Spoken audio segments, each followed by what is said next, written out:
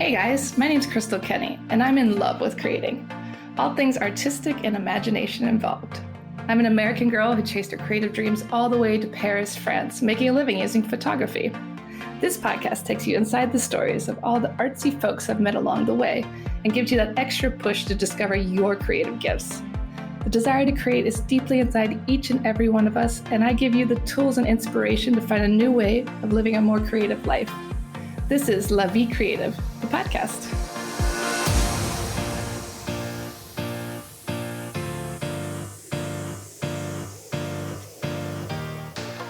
Claudine Hemingway is a descendant of famed writer Ernest Hemingway.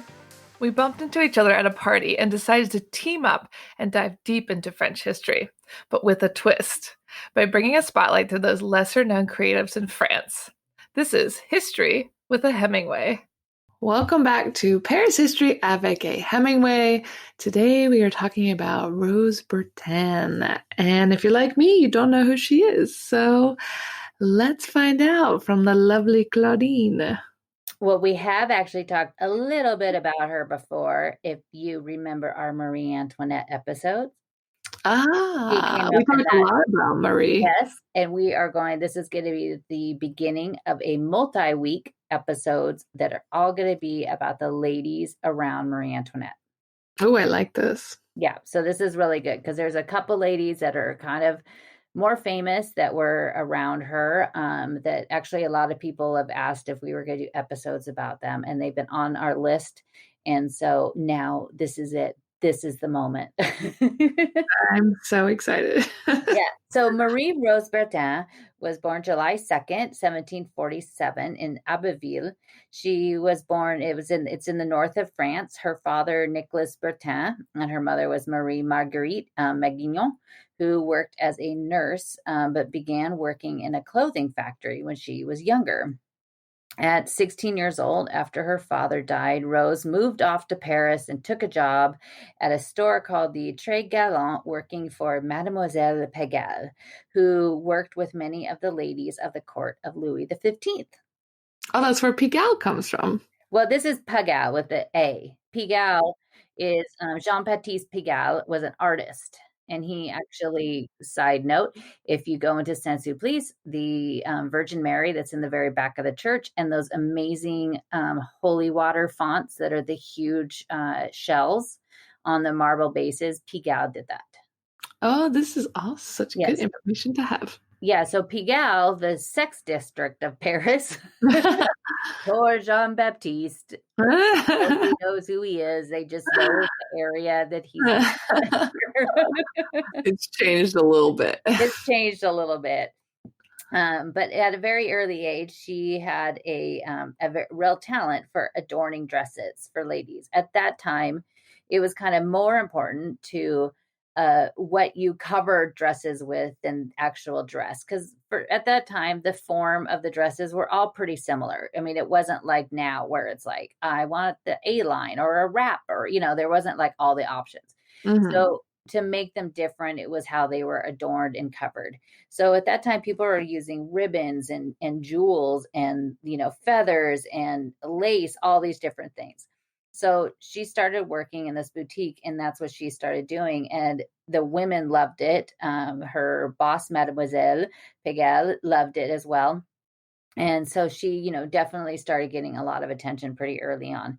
In 1770, she left the store and she opened her own store on the Rue de Faubourg Saint-Honoré, and it was called Le Grand Mogul. Later, she moved to 26 Rue de Richelieu in the Passage Potier on April 24, 1789. Hello.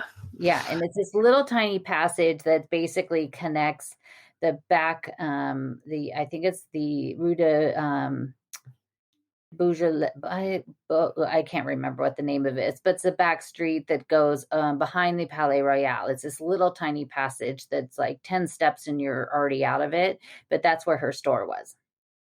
Can we still visit? Her store, no, but you could still walk down that passage. I'm going to do that. Yeah, we're gonna go check it out. I was definitely gonna do a video from there when I'm in Paris. We'll go look at it. But she began to dress the Duchess de Chartres and Louis Marie Adelaide de Bourbon. Her lovely dresses ended up everybody else at court wanted them. She even designed stuff for Madame du Barry, who was the mistress of Louis XV, who we've also talked about. And she also did stuff, and you're gonna love this, for the cross-dressing Charles Janvier Louis Denon. What? Yeah, he was a member of the Secret des Rois, which was the spies of Louis XV, and he liked to dress up as a woman. And really, I almost think we need to do a whole episode on him. It's really interesting. There's actually pictures, like drawings of him, and they actually like cut him down the center, and on the right he's dressed as a man, and on the left he's in this huge 18th century, full skirt, with all of the hoops and everything in it. It's very interesting. So on May 11, 1774, it was one day after the death of Louis XV, was the day that she met Marie Antoinette. She also was the day after she became Queen Marie Antoinette.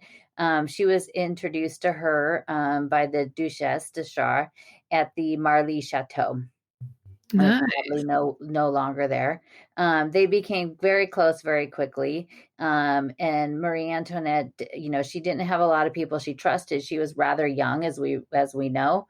So she didn't have a lot of, close friends. It was at the time, Madame du Barry they had a very hot relationship, as far as, Marie Antoinette couldn't stand her, if you remember that episode. And her mother forced her to be nice to her because they hadn't consummated their wedding. So they could throw, everything could go into turmoil, the relationship with France and Austria, everything. So Marie Antoinette didn't have a lot of people she could trust, but she and Rose became pretty close. Rose would come visit her twice a week to talk about what she wanted to have designed, and, to talk about anything else she wanted. Rose also had created these wax dolls called Pandoras. And at that time, she would do that for Marie Antoinette and make small versions of the dresses that she was making for Marie Antoinette, so that Marie could send it to her family and friends back in Austria to see what she was wearing.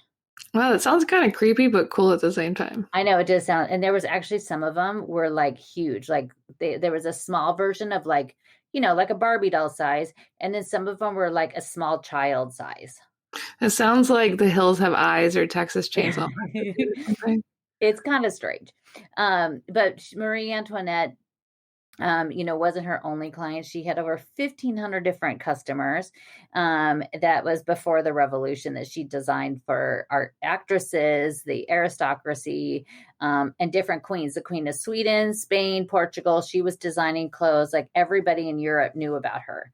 She was basically the first celebrity designer. That is cool. Yeah, it's pretty cool. Part of her appeal was that she refused to follow trends. She insisted on creating her own look, and just following, what she wanted to make instead of what was popular at that time. At that time it was harder. Nowadays it's so easy to see and, inspire and show people what the trends are or set the trends. But back then it wasn't quite as easy. When Marie Antoinette wanted some lightweight dresses to wear at the Hameau, Rose designed the very lightweight muslin dress that she wore, that Vigée Lebrun captured in the painting, that caused that huge issue because basically people thought the queen was painted in her underwear. It was a dress, guys. It was. But it also became a huge thing. Like everybody then wanted them. She also created dresses for Vigée Lebrun, and Vigée actually painted a portrait of her too. So, of course, because of this period of time, there's only a few images of her. And one of them is the painting by Vigée. That's so wild that she got to work with all the most important people designing beautiful clothing. Definitely. One really awesome thing about Rose is that she, at that time, was one of the very first women to actually charge for her talent, to actually charge what she was worth to people, instead of at that time, people were barely charging anything for it. But as a woman, she was charging what she deserved that she should be paid for what she was doing, because it not only because it was so popular and she was such in demand, but she actually, you know, that was something women didn't get to do for quite a long time after that. Yeah, I mean, that's huge at that moment in time, you know, like women weren't allowed to do anything but really like make babies and make babies. Yeah, that's about it, or be a nun. So, I mean, Yeah. even still to this day, it's an issue, which is pretty sad. But she had her, Marie Antoinette actually named her to the Minister of Fashion. That's huge. Yeah, there wasn't that position before or after. She was named the Minister of Fashion, which actually started to actually tick some people off. They all got a little bit upset. She was because she was a commoner and she was basically a servant to the queen, that she didn't deserve to have a place in court. And next, being as close to the queen as she was, so many people were just jealous, I think, of that fact alone, just because that's where they wanted. They wanted to have that, you know, very close one-on-one time with the queen. And They should bring it back, the Minister of Fashion. Minister of Fashion. I know. That's cool. That'd be pretty cool. Rose actually never married. The Duke of Chartres, the husband of her largest client that, you know, got her into the house of Marie Antoinette, basically wanted her as his mistress. I think that she had slept with him, and then he decided he wanted her to himself. He would shower her with jewels and gifts, and she could care less. She was just like, you know, I don't want anything to do with you. At one point, he said that he was going to take her away. And he had a house in Neuilly that he was going to take her away. So she made sure to never be alone with him or come over to the house to meet with his wife about, you know, different designs, because he was saying that he was basically going to take her. And the more she pushed him away, the more he wanted her. Wait, so she had to fight off a kidnapper? Well, no, I mean, that's what it sounds now. It sounds like that. But I think that he just was just like, I will have you and take you to my house in Neuilly and we will live there. And she was like, peace out, brother. I'm busy and I'm Yeah, drunk. I'm cool. I'm cool. Thanks, but no thanks. Thanks, but no thanks. But you know, she was, you know, everybody wanted her to design for them. Everybody, you know, she was a celebrity at that time, but not everybody was in love with her.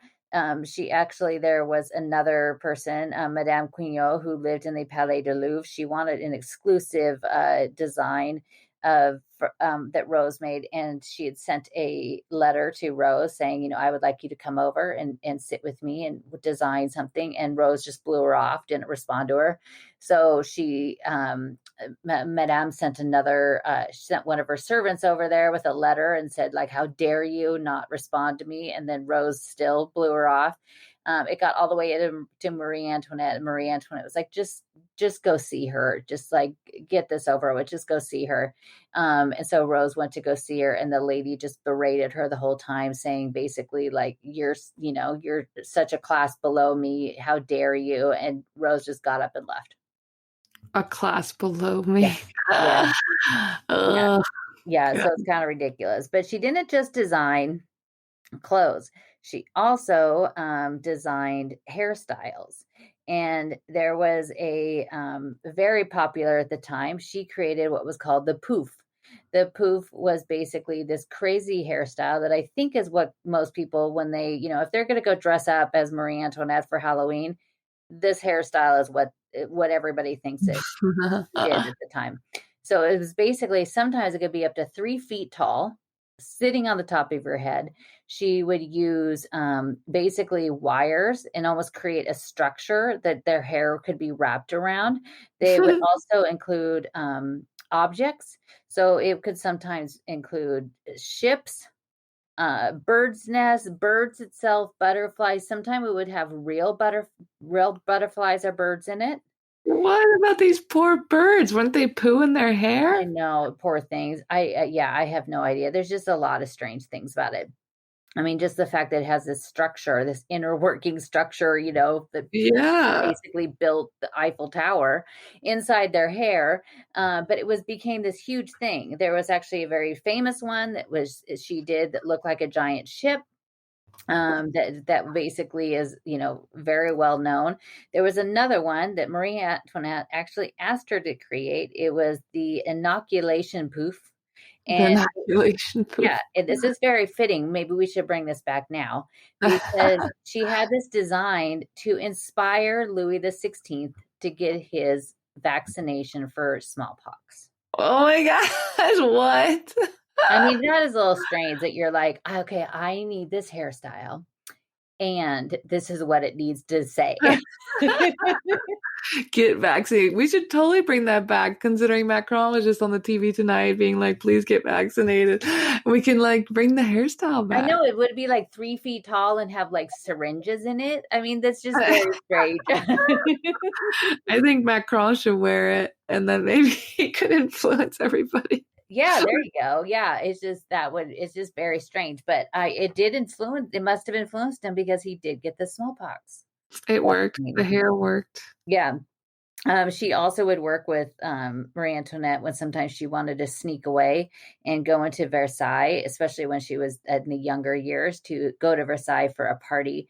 She would get to meet her at the Pavillon de Flore, which is at the Tuileries, which actually still remains today. It's at that far end of the southern side of the Louvre, kind of looking towards the Musée d'Orsay. She would meet her there at like 1 o'clock in the morning and get her all dressed up so she looked, she could fit in and nobody would know who she was. And then she'd go off to a party and she'd come back 2 hours later, and they'd sneak back to Versailles before anybody woke up and knew they were even gone. That's really fun. Can you imagine Marie Antoinette crashing your party? Yeah. I mean, in the movie Marie Antoinette that, Coppola did, she definitely kind of, that's what you could imagine, because she does that. And they do escape. But Rose would, dress her for all of these different things over time. What a cool job. I want to be besties with Marie Antoinette and help her sneak into parties and put like inoculation hairstyles on her head. Yeah. I know. It's all fun and games until you know that they don't really have a lot of indoor plumbing. Yeah. And also, what happened to her during the revolution? Weren't they just chopping everyone's head off related to the queen? We're about to get to that. So as the revolution started to get closer and closer, her very celebrity was starting to work against her, because the people looked at her as, here's this person that created fashion. They all think that Marie Antoinette's doing nothing but sitting around spending money on fashion. So Rose, of course, is like public enemy number one. Uh-oh. Yeah, so it wasn't good. So they looked at her as she was a corrupt and corrupting merchant of luxury. Wait, what? That's what the people were saying, that she was this corruption and merchant of luxury. After the family was arrested and sent to Paris, and when they were under house arrest at the Tuileries for a few years, she continued to still dress her. She would come there and she would, sit with her and still design things for her. Once they were moved and into the Temple prison, when Louis the 16th was killed, she was asked to dress and create something for Marie Antoinette to wear when she was in mourning. And then sadly, 10 months later, she designed the dress and brought it to her that she would wear, the simple white dress that she would wear as she was carted through Paris and then to the Place de la Concorde and beheaded. This is so sad. That's very sad. Yeah. But in 1792, she fled France, got out of there. She went to Brussels, then to Frankfurt, and then on to London, where she was still working and still designing dresses for people that had been, ran away from France, as well as the other monarchies of Europe. At the time, she was listed as the émigré, which was the list of people that basically had to leave France. If you were on this list, you could not come back. And then if you were on that list, also, it meant that anything you owned was basically forfeited. So they could go into and retake your house and take everything that you had in there. She was listed as having to leave for legitimate reasons for her business. Mhm. And so everything she had, including her store, was protected. Oh, wow. Yeah, so she was very lucky. She was very fortunate. She left for 3 years. When she returned to Paris, she still tried to dress people in France. She didn't have a lot of customers in France anymore that wanted to work with her. She still mostly did designs for England, people in England and Russia and Spain. But for very fewer and fewer women, when she came back, the landscape was obviously quite different. And because she was kind of listed as, a collaborator with the Yeah. queen and royalty, it didn't work out too well. So on September 21st, 1813, she died in Épinay-sur-Seine, which is just north of Paris. And today there is a trolley station named after her. Well, isn't that nice? Like a modern trolley station. It's not like it's this beautiful old, 18th century station. It's just a trolley station. But she still had the store. The store was still in business until after she came back. She had it for quite a few more years. And then basically just a few years before she died, she ended up selling it. So, wow, all of that, and then the woman ends up with a trolley station. Trolley station, yeah, the trolley station Rose Bertin. Not even like a metro station. Yeah. Oh, I mean, I don't think people really know who she is, do they, though? No, I mean, she does kind of, of the ladies that are that surrounded Marie Antoinette, she is a little bit more well known. She did at one point with her hairdresser. They ended up, Marie Antoinette encouraged them, and they started one of the very first fashion magazines, like the first fashion magazine that they did. The hairdresser, he also did quite a few different designs for Marie Antoinette, but it was Rose that did basically design the most popular one with the poof. This it was just huge. And so that they had like their first fashion magazine. She was like the first celebrity designer, the minister of fashion, and a trolley station. I want to bring back the Minister of Fashion. Like, I'm really feeling that title. I know. I wonder who in France would be that person today. That's a very good question. Well, we'll have to assign somebody, of course. We'll assign somebody, yeah. Or I think it should be Jean Levin, who obviously has passed away now, but she should be, she should, more people should know who she is. Well, thank you for telling us about another fabulous woman in French history. And if you guys want to learn more about the history of Paris, join Claudine's tours every Sunday. She also does travel planning. She also takes you on tours, and she's going to be in Paris for quite some time, for 3 months. So if you want to take a tour with her, contact her directly at claudinehemingway.com. And don't forget to tune in next week to join in on more fun. Thank you for listening to Paris History Avec Hemingway. If you want to find out some more, you could always find me on my Instagram page, Claudine Bleu Blanc Rouge, and that's BLEU, as in the French way to spell it. And each day I post a daily history lesson about a person or a place or something in Paris, or it's lots of fun facts. And then also at claudinehemingway.com, where you can also sign up for my newsletter there.